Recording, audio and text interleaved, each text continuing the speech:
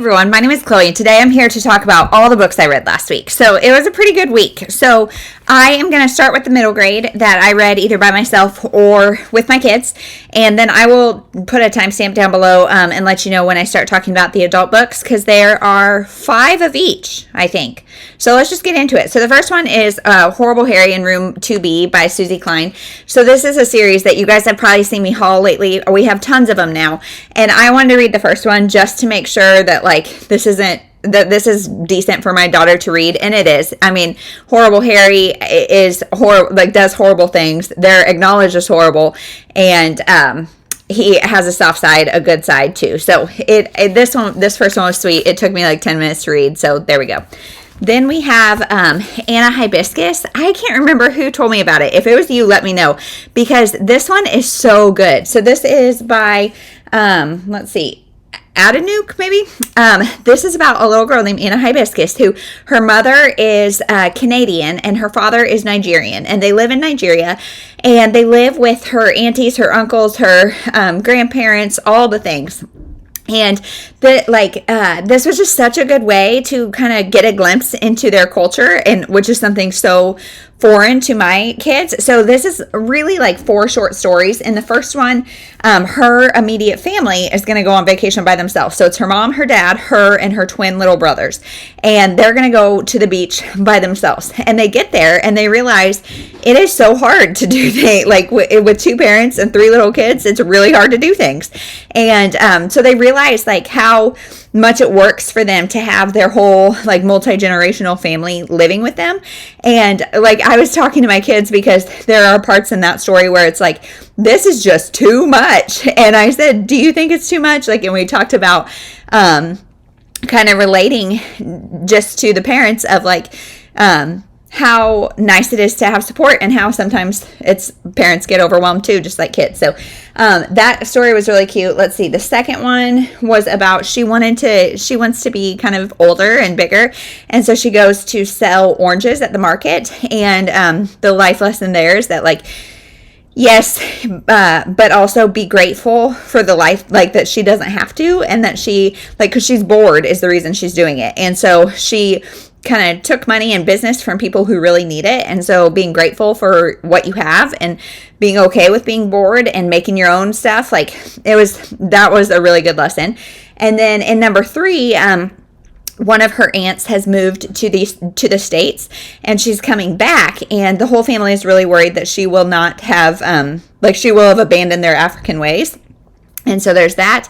And then finally she wishes for snow because she lives in Nigeria, so she's never going to get snow. But her mother is Canadian, and her maternal grandmother is still in Canada. So there's a workaround at that. This is so cute, and there are so many books in this series that I have a ton of them now on hold at the library, because this is a really good series. Easy to read. My daughter could read this easily by herself. And yeah, I mean, there's pictures, but not maybe every page. I don't know. There's a fair amount of pictures. But I just feel the glimpse into another culture and another perspective is really, really beneficial. Then we have Mr. Popper's Penguins. So I've been on the hunt for books that I can read with my kids that have movies, so we can do a book club situation and read and watch. Well, the movie for Mr. Popper's Penguins is not something we're going to watch, but we did listen to this on audio, and it was fine. It was fine. When we listen to books on audio, I truthfully don't like it, because we listen in the car, which for some reason, it's hard for me to focus in the car, and we listen 15 minutes here, 15 minutes there, and of course we're listening at 1x speed, because, we're listening with the kids, and there's always, I don't know. So this was fine. It wasn't enough to keep my attention. They really liked it. So I don't know. It's about this guy named Mr. Popper who gets this penguin, and then he wants to get a buddy for it. So he's not alone, and they end up with 12 penguins, and they go on a tour of a kind of a variety show tour, and it was cute. It was just, I don't know. I've heard the movie is way different. It's with Jim Carrey. I haven't watched it, but we'll see. Then we have Anakah Riz Math Wiz. So this is from the Franklin School series. Last month, I don't know, we read the first one, which was Kelsey Green, Reading Queen. Loved that one. This one is about, so Kelsey, Annika, and Izzy are best friends. Kelsey loves reading, Annika loves math, Izzy loves running. So this is about Annika, who loves math, and she's entering a Sudoku contest that the library is having. And I liked this, but it lacked the, like, in the reading one, there is a whole school contest to see who can read the most, basically. And in this one, it kind of lacked that, like, community feel, and so I didn't really care. Like, the stakes were so low. We didn't know was anybody else entering this. There wasn't really a competition. She was trying to get better at Sudoku. And like, it lacked a focus, I think, but it was still good. I'm really excited to read the next one. So there's that. Then we have Life of Fred Butterflies. So I talked about Life of Fred Apples, which is the first. This is something that some people use as a math curriculum, but it is a story about this 5-year-old mathematician named Fred, who is a math teacher. This is a very, like, fantastical kind of outlandish world, though it is set in Kansas, where I live. It doesn't, like, name a town, so I don't know if it's where I live, but set in Kansas in the winter, like in February. And this just follows Fred's adventures. Now, I was warned after talking about Life of Fred Apples that this series gets really dark, and it does. Like, even in this one, Fred has an eating disorder. He's 5 years old and refuses to eat. And yet it's not, like, outwardly addressed. It's just he, like, is very showing anorexic tendencies, and there's a part where 2 characters die, and nobody really cares because they just watch TV all day, so whatever. And like this, the math in this is something my 3, now 4-year-old was like, she could do most of the math in here by herself. So this is targeted at very young children, and yet it's got a very strange dark tone. So I'm going to be unhauling I actually bought the 3rd one. We're not going to be reading it. I'm going to be unhauling all 3, and yeah, that we're done with Life of Fred. So that's all the middle grade. So now let's talk about the adult books that I read. So first is 3 Wishes by Barbara Delinsky. This is one that my patrons picked for me to read off my shelves, and this has been on my shelves, I don't know how long, but for a hot minute.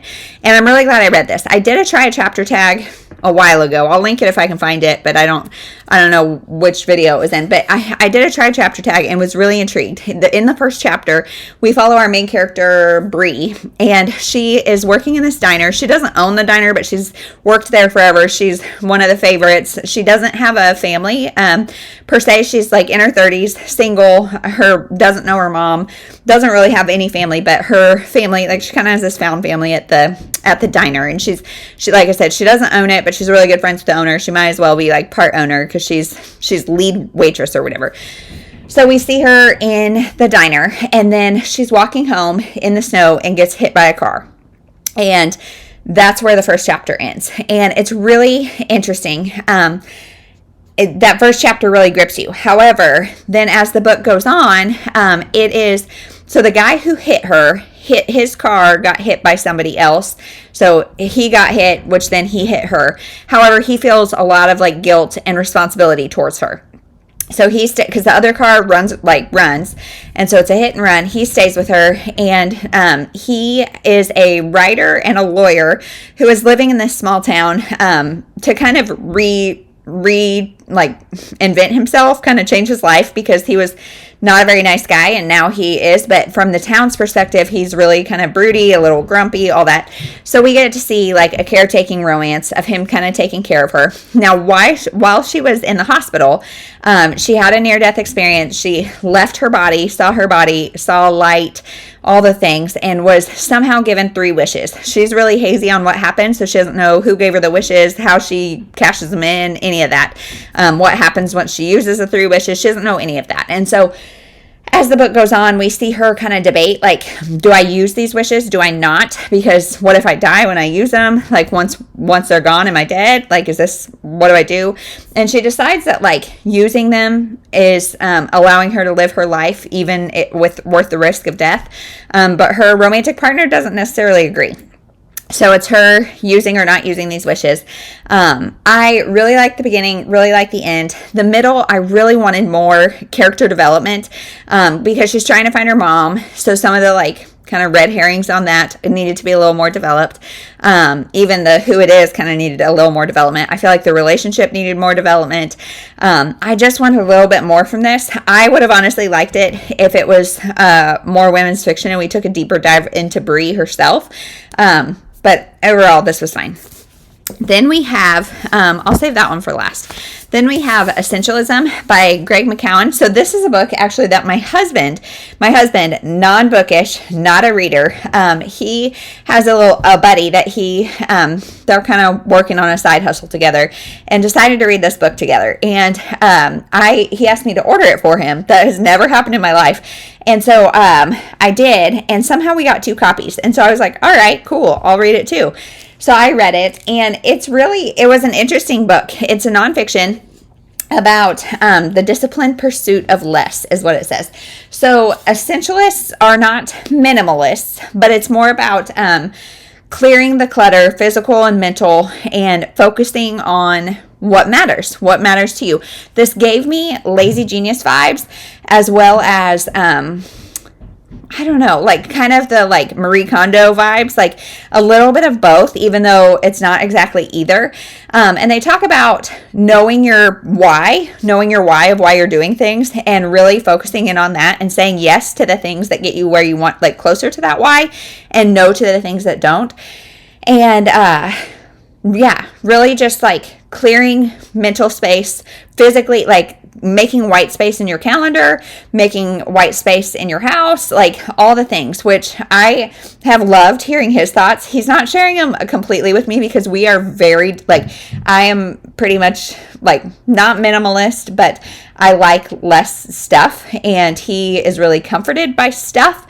And so this book was convicting to me in times, and I'm assuming very convicting to him in times.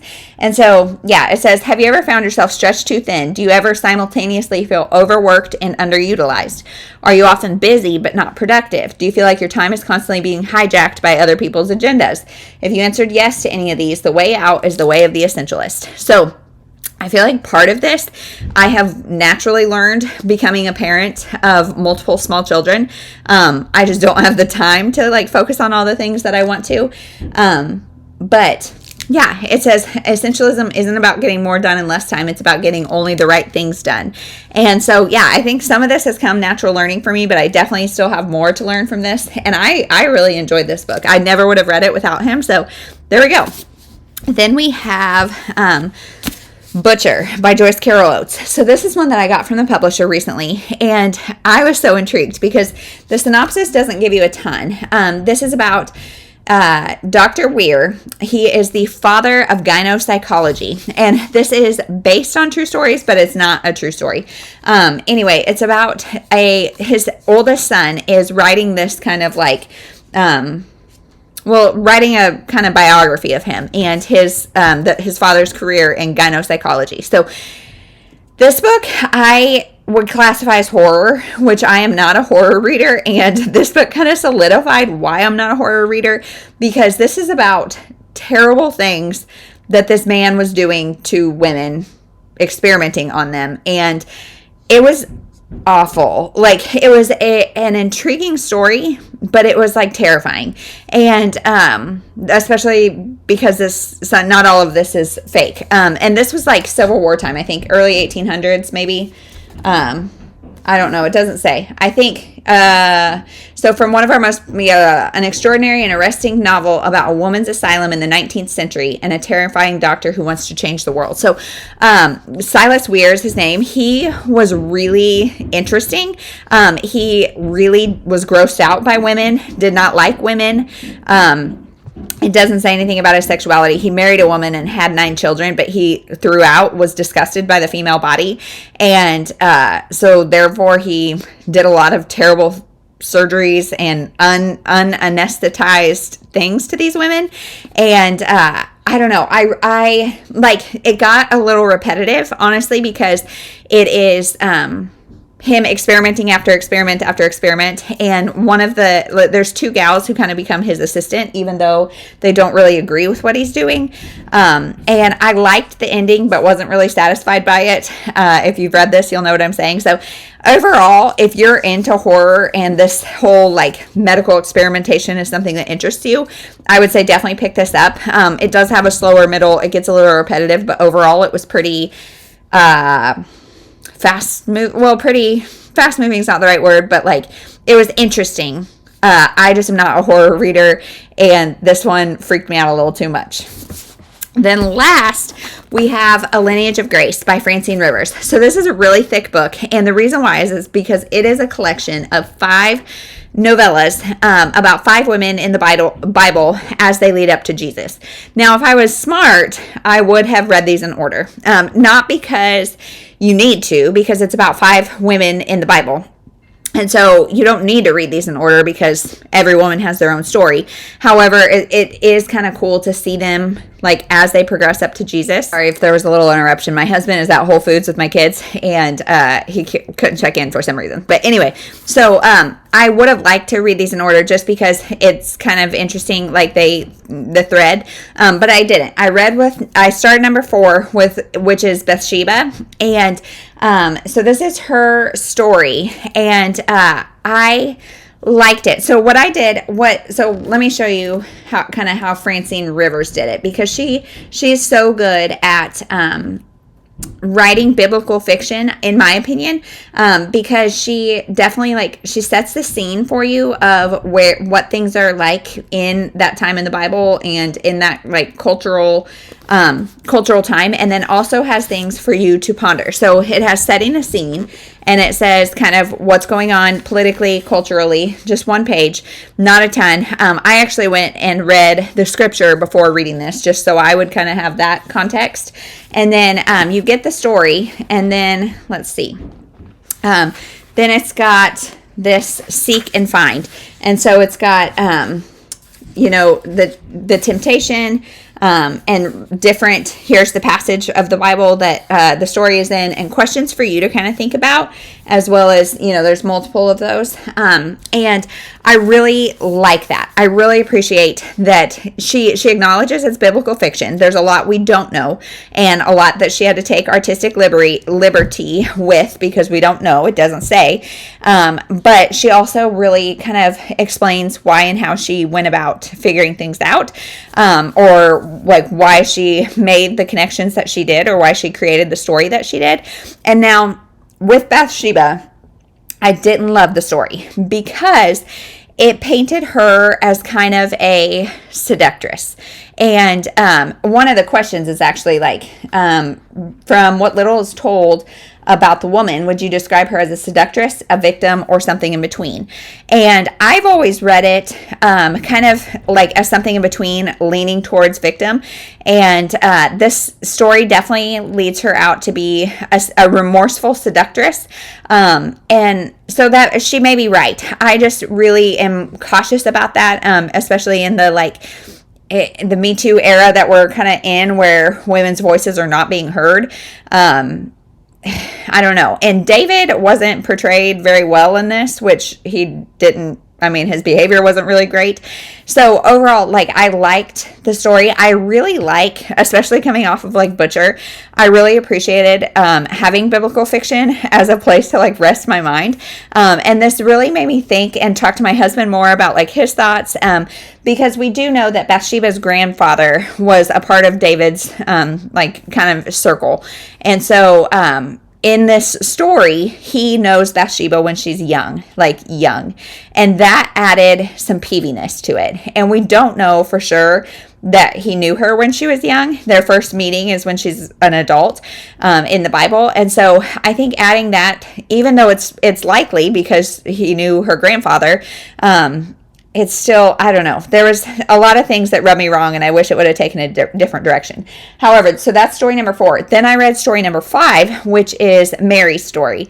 And that was fascinating to me because Mary, of course, is the mother of Jesus. And just thinking about, I mean, we think a lot, especially at Christmas time, about what it would be like to be a young virgin girl told that you're going to carry the Messiah, and like how you're going to explain that to your, fiance, how you're going to explain that to everybody around you, all the things. And so the book, that one, Bathsheba, it tells a lot of the pre-story, like her story before what we see in the Bible. With Mary, it pretty much starts when the angel comes to her, and we pretty much start where the Bible starts, and then we add on after. And so we follow her as Jesus, like she's watching him grow up. He's a toddler, he's a kid, all that, and he's an exceptionally good child, a kind child, all those things, but he's not doing anything that's like saving the world. So she's like, when is this going to happen? She worries that she's not going to see it happen. And then when he does start to minister and become an adult, just her perspective was really interesting to think about. I think about Mary in the terms of pregnancy, carrying the Messiah, all of that kind of stuff. And you kind of think about Mary when Jesus is crucified, but the whole middle part, you don't. And like, we also get some perspectives, or some perspective of his siblings and how they felt when they were not anything, like not given priority, by Jesus. Jesus loved everyone somewhat equally. And I don't know, it's just a very timely and thought-provoking story in my life right now. And I don't know, and like the mother, she never felt that right to preferential treatment. She always wanted everybody to know Jesus and like for so long she was the only one that believed he was one of the few that believed he was the Messiah. And just, gosh, it was so interesting to think about. And like, as a mother, like she could recognize the humanness in her other children and recognize the godliness in Jesus, and didn't understand why others didn't see it in that way. And yeah, I don't know. It was fascinating. I really loved Mary's story. So Mary's story was awesome. Bathsheba's I didn't love. I just kind of got my heckles up about it. And now I'm going to read the first 3. So like I said, the stories are Tamar, which I always say Tamar. Like I put the emphasis on the wrong syllable. Rahab, Ruth, Bathsheba, and Mary. Ruth is a story I love. My daughter's middle name is Ruth. I love that story so much. But Tamar and Rahab, goodness gracious. Now I'm like questioning everything I'm saying. Anyway, I haven't read their stories as many times, and so I'm really curious to see what she does with them. But anyway, that's everything that I read in the last week. Really chatty, but that's it. Let me know what you think. Let me know your opinion on both horror and biblical fiction. I literally read like the two ends of the spectrum. And after reading Butcher, I read some of those middle grades and stuff because I was like, oh gosh, I need happy things in my head. So let me know your thoughts on both of those. I don't read a ton of either, and so it's really interesting that I read both this week. But that's it. Thank you so much for watching. We'll see you in the next one.